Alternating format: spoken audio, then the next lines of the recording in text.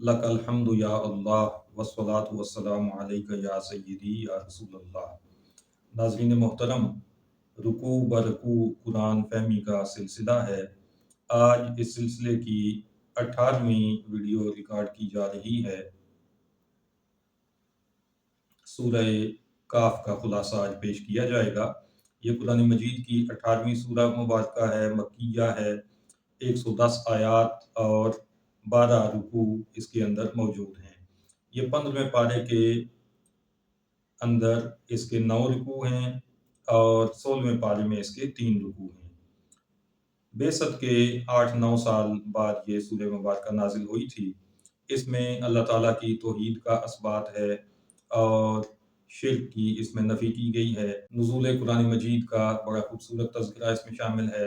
आका सल्लल्लाहु तआला अलैहि वसल्लम की अज़मतों का ज़िक्र है और ख़ास तौर पर असहाबे काफ का वाक़या इसमें बयान किया गया है, जो अहले ईमान को रहती दुनिया तक हौसला देता रहेगा और उन्हें ये बताता रहेगा कि उनसे पहले भी ऐसे अहले ईमान गुज़रे हैं जिन्होंने बहुत ज़्यादा मुश्किलात का सामना किया, उन पर ज़ुल्म किए गए, लेकिन उन्होंने सब्र का दामन नहीं छोड़ा, साबित कदम रहे और अपने ईमान को उन्होंने हमेशा हर चीज़ पर फ़ौक़ियत दी।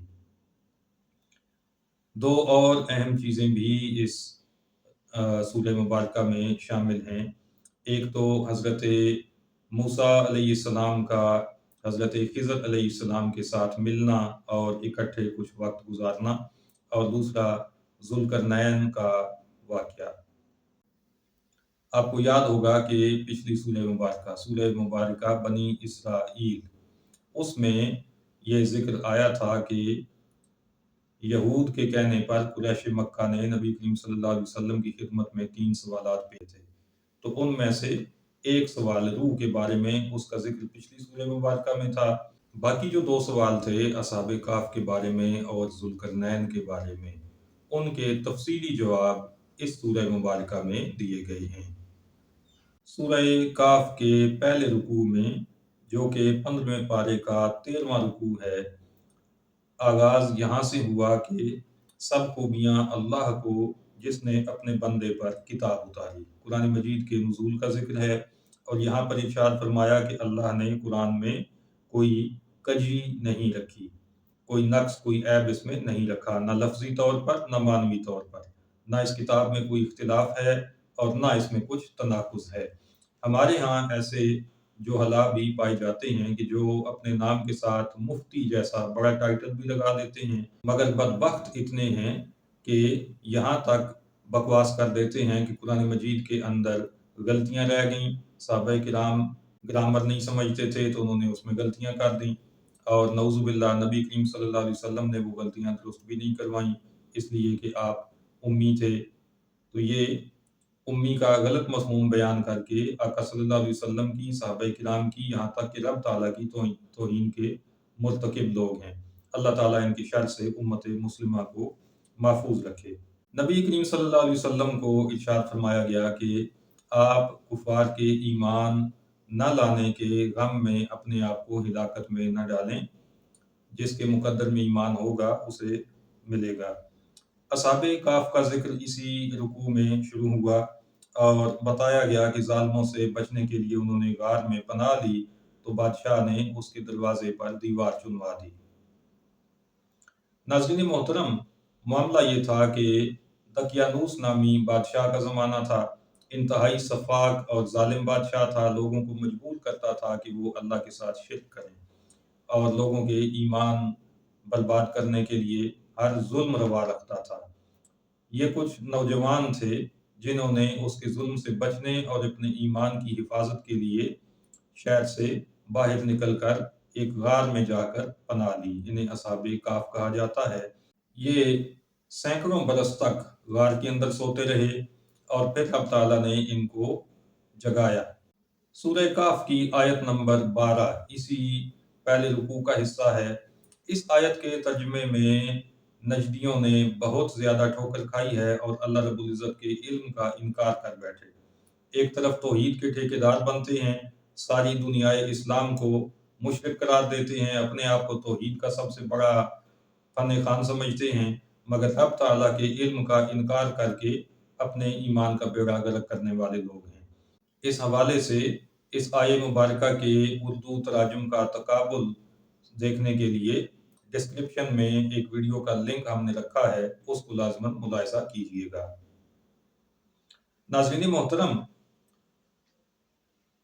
रुकू नंबर 2 है सूरह काफ का। इसमें ये बताया गया कि अल्लाह पर ईमान रखने वाले नौजवानों ने शिर्क से इनकार किया, तौहीद का प्रचार किया और नबी करीम सल्लल्लाहु अलैहि वसल्लम को रब ताला ने इरशाद फरमाया कि ए महबूब, आप सूरज को देखेंगे कि तुलू के वक्त वो गार के दाहिनी तरफ से और गुरूब के वक्त बाईं तरफ से कतरा कर गुजरता है, ताकि असहाब काफ को धूप न लगे और वो साए में रहें और उन्हें ठंडी हवाएं मुयस्सर रहें।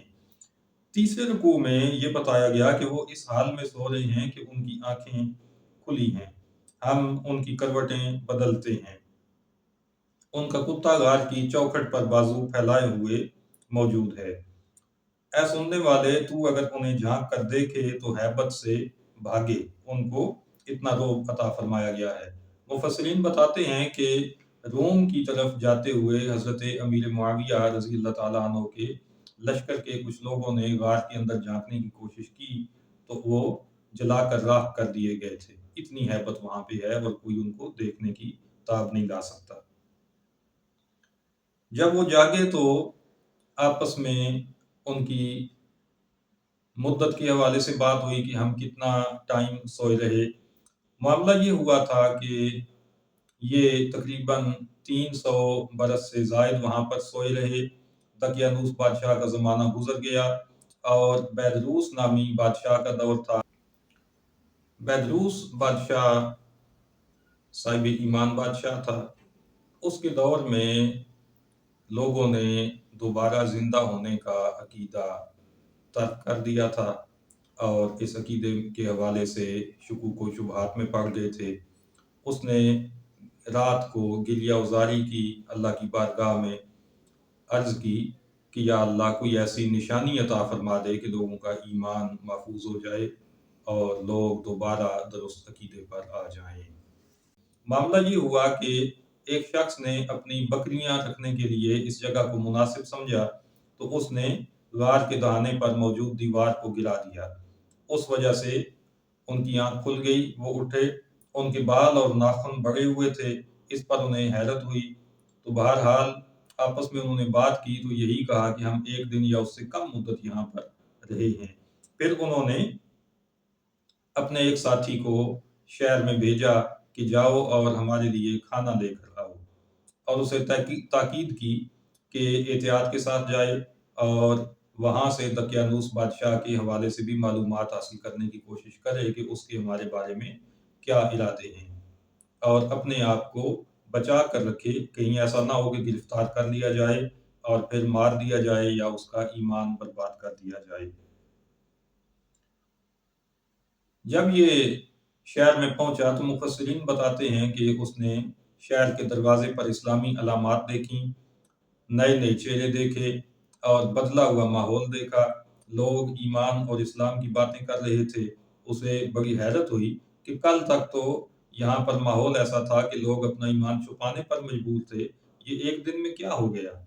बहरहाल नान भाई की दुकान पर जाकर जब उसने रोटी खरीदी और दकियानूसी ज़माने का सिक्का, वो करेंसी उसने दी, तो लोग हैरान हुए देखकर कि उसका चलन तो एक ज़माना हुआ ख़त्म हो चुका था। उसे हाकिम शहर के पास लेकर गए। हाकिम शहर ने उससे पूछा कि तुमने खजाना कहाँ से पाया है और कहाँ छुपाया हुआ है। उसने कहा कि मेरे पास कोई खजाना नहीं है, हम तो बादशाह के डर से यहाँ से गए थे, गार में जाकर सो गए, तो आज उठकर मैं खाना लेने आ गया हूँ और मुझे समझ नहीं आ रही कि यहाँ पे क्या मामलात हैं। हाकिम शहर ने कहा कि इस सिक्के पर जो सन लिखा हुआ है वो तो 300 बरस पहले का है। उस दौर में इस नाम का बादशाह मौजूद था जो कि एक जालिम और बेईमान बादशाह था। फिर हाकिम शहर खल्के कसीर के साथ उस नौजवान के साथ गार की तरफ चला। जब वहां पर पहुंचे तो उसने गिरी हुई दीवार की बुनियादों में संदूक देखा। उसे खुलवाया तो उसमें उन सब के नाम लिखे हुए पाए और बाकी तफसीलात लिखी हुई पाई। हुआ ये था कि जब दकियानूस बादशाह ने दीवार बनाने का हुक्म दिया था, तो जिस शख्स की ये ड्यूटी लगाई थी, वो साहिब ईमान था। उसने वहाँ पर सारी तफसीलात लिख कर उस संदूक में रख कर उसे बुनियादों में महफूज कर दिया था, ताकि अगर किसी वक्त ये दीवार गिरे तो लोग इनकी हकीकत से वाकिफ हो जाएं। अब हाकिम ने बादशाह को इत्तला दी और उसे सारे हालात बताए। बादशाह खुद गार के दहाने पर पहुंचा, उनसे मुलाकात की और इस मुलाकात के साथ ही उन्होंने बादशाह को दुआ दी और दोबारा सो गए तो रब ताला ने उन पर मौत तारी कर दी। अब यहाँ पे इस तीसरे रुकू में रब ताला ने ये बताया कि शहर के लोग उनके बारे में झगड़ने लगे कि उनके इस गार के साथ इमारत बना दी जाए। चुनाचे वहाँ पर मस्जिद तामीर की गई बादशाह के हुक्म से। और इसके अलावा मुफस्सिरीन ये भी बताते हैं कि बादशाह ने उस दिन को मुकर्रर कर दिया ईद के तौर पर कि हर साल ईद मनाई जाए, सालाना ईद का दिन मुकर्रर किया गया। तो यहाँ से हमें ये मालूम होता है कि सालिहीन के मज़ारात पर इमारत बनाना और मसाजिद बनाना ये कोई नया काम या कोई बिदअत नहीं है, ये कदीम दौर से अहले ईमान का काम मौजूद है और कुरान मजीद ने इसको बयान किया है, इसकी तरदीद नहीं की।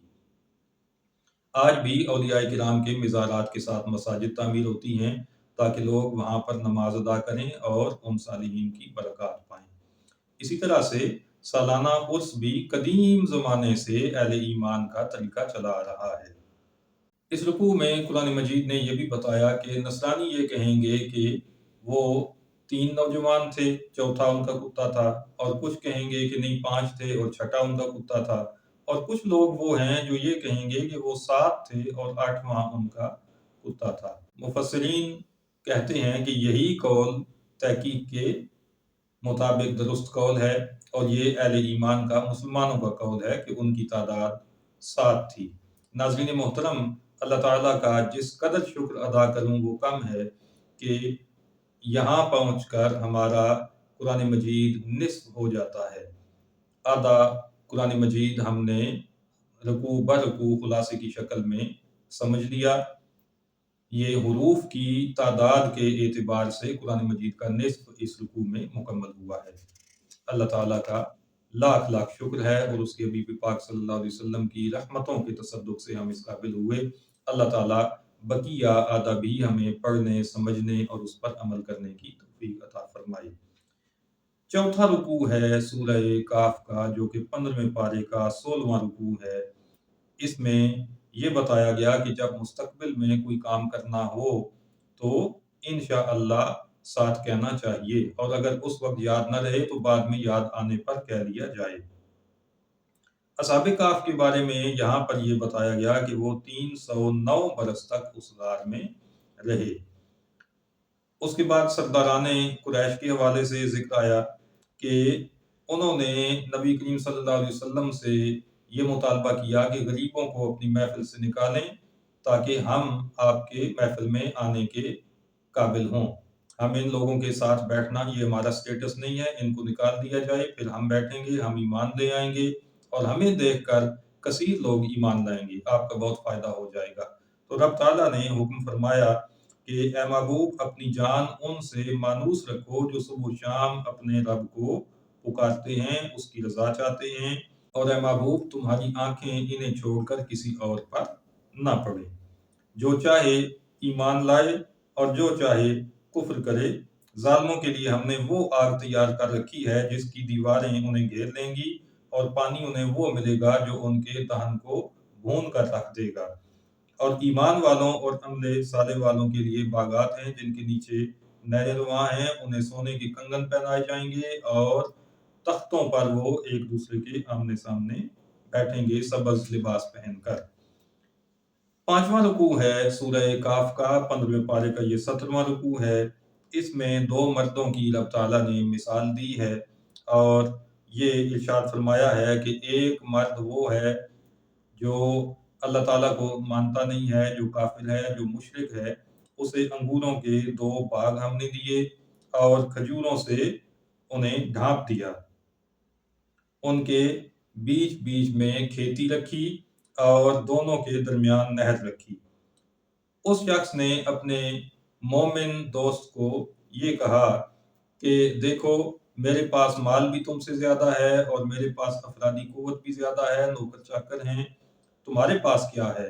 اس نے اس مومن کا ہاتھ پکڑا، اسے پورے باغ کی سیر کرائی اور انتہائی تکبر کا مظاہرہ کیا۔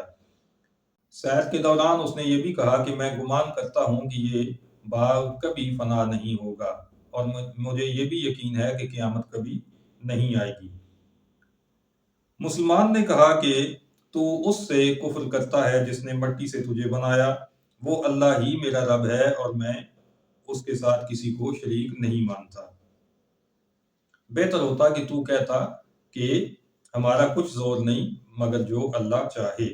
قریب ہے کہ میرا رب مجھے تمہارے باغ سے بہتر عطا فرمائے اور تمہارے باغ پر بجلی گر پڑے اور وہ میدان ہو جائے، یا اس کا پانی زمین میں دھنس جائے اور اس تک تیری رسائی نہ رہے۔ پھر اللہ کی طرف سے عذاب آیا اور اس کا باغ برباد ہو گیا، ویران ہو گیا۔ اب مومن کی نصیحت اس کو یاد آنے لگی اور وہ افسوس کرتے ہوئے کہنے لگا کہ کاش میں نے شرک نہ کیا ہوتا، مگر اللہ کے سامنے اس کی مدد کرنے والا اب کوئی نہیں تھا۔ یہاں سے معلوم ہوا کہ اللہ کو ماننے کا انجام سب سے بھلا ہوتا ہے اور انکار کرنے کا انجام دنیا میں بھی اور آخرت میں بھی ذلت کے سوا اور کچھ نہیں ہوتا۔ سورہ کہف کا 6واں رکوع جو کہ 15ویں پارے کا 18واں رکوع ہے، اس میں نبی کریم صلی اللہ علیہ وسلم کو ارشاد فرمایا گیا کہ ان لوگوں کے سامنے دنیاوی زندگی کی کہاوت بیان کیجیے کہ آسمان سے ہم نے پانی اتارا اور اس سے سبزہ گھنا ہو گیا اور قریب ہی گھاس سوکھ گئی اور ہوائیں اسے اڑانے لگ گئیں۔ تو اس سے یہ سامنے آیا کہ اللہ تعالیٰ قادر ہے، وہ جو چاہے کر سکتا ہے۔ مال اور بیٹے دنیاوی زندگی کا سنگار ہیں اور باقی رہنے والی اچھی باتیں اور اچھے اعمال ہیں۔ قیامت کے دن پہاڑوں کو اکھاڑ دیا جائے گا، زمین برابر کر دی جائے گی اور سب کی پیشی ہوگی رب کریم کے دربار میں۔ اس کے سامنے برہناتن اور بے زر و مال، کسی کے پاس کچھ بھی نہیں ہوگا۔ اس حالت میں پیشی ہوگی، مجرم اپنا نامہ اعمال دیکھیں گے اور ڈریں گے اور وہ افسوس کریں گے کہ کوئی چھوٹے سے چھوٹا گناہ بھی اس میں اس نوشتے سے باہر نہیں رہ گیا، ہر چیز اس کے اندر لکھی ہوئی موجود ہے۔ تو یہاں پر ارشاد فرمایا کہ تمہارا رب کسی پر ظلم نہیں کرتا، جس نے جو جرم کر رکھا ہے اس کو سزا ملے گی۔ 7واں رکوع جو کہ 15ویں پارے کا 19واں رکوع ہے، اس میں حضرت آدم علیہ السلام کا ذکر ہے کہ فرشتوں نے جب انہیں سجدہ کیا تو ابلیس نے انکار کر دیا اور یہ جنوں میں سے تھا اور یہ اپنے رب کے حکم سے نکل گیا۔ اسے اور اس کی اولاد کو دوست مت بناؤ، یہ ہمارے دشمن ہیں۔ پھر رب تعالیٰ نے فرمایا کہ اس کائنات کو اور اشیاء کو تخلیق میں نے اکیلے کیا ہے، ان میں سے کوئی بھی اس میں میرا مددگار نہیں تھا، تو پھر یہ میرے شریک کیسے ہو سکتے ہیں؟ قیامت میں رب تعالیٰ ارشاد فرمائے گا مشرکین سے کہ اپنے شریکوں کو پکارو، مگر وہ انہیں کوئی جواب نہیں دیں گے اور دوزخ سے بھاگنے کی مجرموں کو راہ نہیں ملے گی۔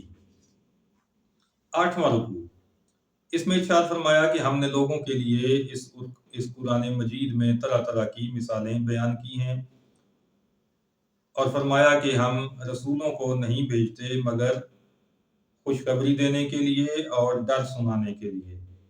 کفار نے آیات کا انکار کیا اور انبیاء کے ڈرانے، ان کے انذار کی ہنسی بنا لی، ان کا تمسخر اڑایا۔ ان کی سزا یہ ہے کہ ان کے دلوں پر ہم نے غلاف کر دیے اور ان کے کانوں میں گرانی کر دی۔ 9ویں رکوع میں نبی کریم صلی اللہ علیہ وسلم کو رب تعالیٰ نے ارشاد فرمایا کہ اے محبوب، آپ یاد کرو کہ جب موسیٰ علیہ السلام نے اپنے خادم سے یہ کہا تھا کہ جہاں پر 2 سمندر ملتے ہیں میں ضرور اس جگہ پہنچوں گا۔ پھر وہ اپنے خادم کو ساتھ لے کر چلے اور ایک مچھلی بھنی ہوئی اپنے ساتھ کھانے کے لیے رکھ لی۔ جب وہ 2 سمندروں کے ملنے کی جگہ پر پہنچے تو ایک چٹان پر آرام کیا، پھر وہاں سے آگے سفر شروع کیا۔ اگلے دن اپنے خادم سے کھانا مانگا تو تو اس نے معذرت کی اور کہا کہ کل جب ہم وہاں چٹان پر آرام کر رہے تھے تو وہ مچھلی زندہ ہو کر سمندر میں چلی گئی تھی۔ حضرت موسیٰ علیہ السلام نے ارشاد فرمایا کہ وہی تو ہماری منزل تھی۔ پھر وہاں سے واپس پلٹے، اسی جگہ پر پہنچے، وہاں پہ حضرت خضر علیہ السلام سے ملاقات ہوئی جو علم لدنی کے حامل تھے۔ حضرت موسیٰ علیہ السلام نے طلب علم کے لیے ان کا ساتھ چاہا۔ انہوں نے فرمایا کہ آپ میرے ساتھ ہرگز نہیں ٹھہر سکیں گے، لیکن جب آپ نے اصرار کیا تو انہوں نے کہا کہ مجھ سے کوئی بھی سوال مت پوچھنا، جب میں مناسب سمجھوں گا تو خود بات کر کے بتا دوں گا۔ سورہ کاف کا 10واں رکوع، اس کا کچھ حصہ 15ویں پارے کی آخری آیات پر مشتمل ہے اور باقی 16ویں پارے کا پہلا رکوع ہے۔ اس میں یہ بتایا گیا کہ حضرت خضر علیہ السلام، حضرت موسیٰ علیہ السلام اور آپ کے خادم اس کے ساتھ کشتی پر سوار ہوئے تو حضرت خضر علیہ السلام نے کشتی کا کچھ حصہ توڑ دیا۔ حضرت موسیٰ علیہ السلام نے دیکھا تو فرمایا کہ کیا آپ سواروں کو ڈبونا چاہتے ہیں؟ تو فرمایا کہ میں نہ کہتا تھا کہ آپ میرے ساتھ نہیں چل سکتے۔ حضرت موسیٰ علیہ السلام نے کہا کہ بھول ہو گئی۔ پھر وہاں سے آگے چلے، ایک لڑکے کو حضرت خضر علیہ السلام نے قتل کر دیا۔ حضرت موسیٰ علیہ السلام نے اس پر بھی جب سوال کیا تو فرمایا کہ میں نے نہیں کہا تھا کہ آپ صبر نہیں کر سکیں گے؟ کہا کہ اب میں کچھ نہیں پوچھوں گا، اگر میں کچھ پوچھوں تو مجھے ساتھ نہ رکھنا۔ ایک گاؤں میں پہنچے، گاؤں والوں نے کھانا دینے سے بھی انکار کر دیا۔ وہاں پر ایک گرنے والی دیوار تھی۔ حضرت خضر علیہ السلام نے اس دیوار کو نئے سرے سے تعمیر کیا اور درست کر دیا۔ حضرت موسیٰ علیہ السلام نے فرمایا کہ آپ نے اس کی مزدوری بھی ان سے نہیں لی اور وہ تو ہمیں کھانا بھی انہوں نے دینے سے انکار کر دیا تھا، تو آپ نے ایسا کیوں کیا؟ آپ نے فرمایا کہ اب ہم اکٹھے نہیں چل سکتے، یہاں پر ہمارا ایک ساتھ ختم ہوتا ہے۔ اور یہ جو معاملات ہوئے ہیں ان کی حکمت میں آپ کو بتا دیتا ہوں۔ اس کشتی کے درپے ایک بادشاہ تھا، اس کی یہ عادت تھی کہ جو بھی اچھی اور سلامت کشتی دیکھتا تو اس پر زبردستی قبضہ کر لیتا تھا۔ میں نے اس لیے اس کشتی کو تھوڑا سا عیبدار بنا دیا کہ بادشاہ وہ چھین نہ لے اور اس کا مالک روزی سے محروم نہ ہو جائے۔ جس لڑکی کو میں نے قتل کیا اس کے والدین مسلمان تھے اور یہ لڑکا ان کو کافر بنا دیتا، اس لیے میں نے اس کو قتل کر دیا تاکہ اس کے والدین کے ایمان محفوظ رہیں اور انہیں اس کا اچھا نعم البدل ملے۔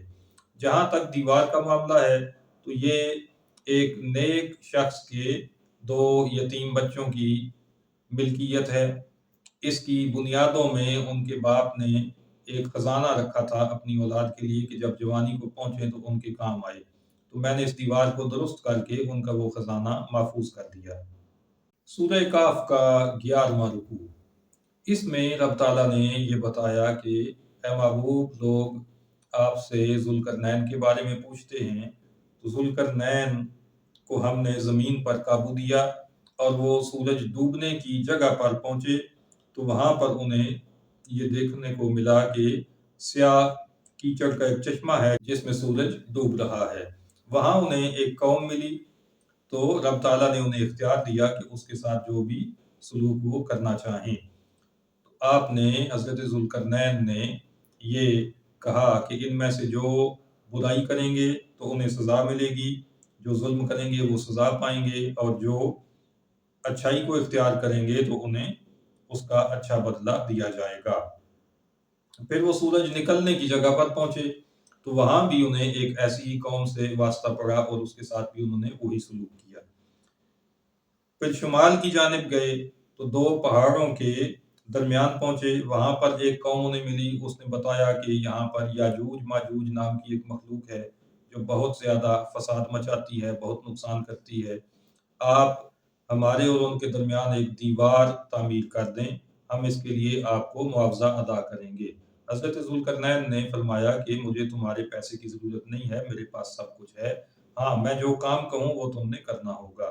چنانچہ آپ نے ان سے کھدائی کروائی دیوار کی تعمیر کے لیے اور نیچے پانی تک کھدائی کر کے تانبا پگھلا کر اس سے پتھر جما کر دیوار کی چنائی کی اور پھر لوہے کے تختے اوپر نیچے رکھے اور دیوار کو مکمل کر کے اس کو اوپر سے پھر تانبا پگھلا کر ڈال دیا گیا۔